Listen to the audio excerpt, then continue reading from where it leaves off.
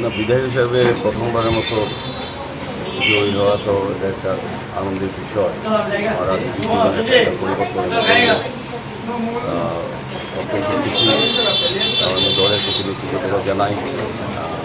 জাতীয় জনতা পার্টি আমাকে প্রার্থী করেছে রামনগর বিধানসভায়।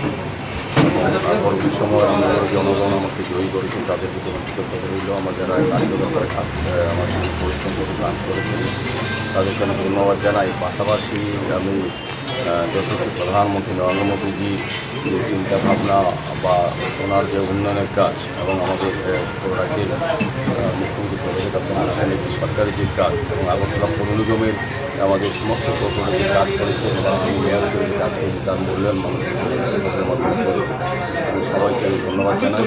পাশাপাশি আজকে আর তেমন বদলি মণ্ডলের উদ্যোগে এবং অন্যান্য কার্যক্রমী সদস্যরা আছেন মণ্ডলের সভাপতিও আছেন।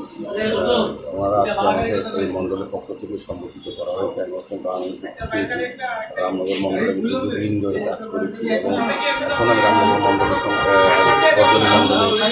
পদ্মী মণ্ডলে এখন আমি বসবাস করি এবং এই মণ্ডলে আমি বদলি বিধানসভায় 3 নম্বর বুথে আমি বদলি বুথে আমার দুর্বলতা সারা জীবনে থাকবে। আমি রামনগর কাজ করবো, বদলিতে কাজ করবো।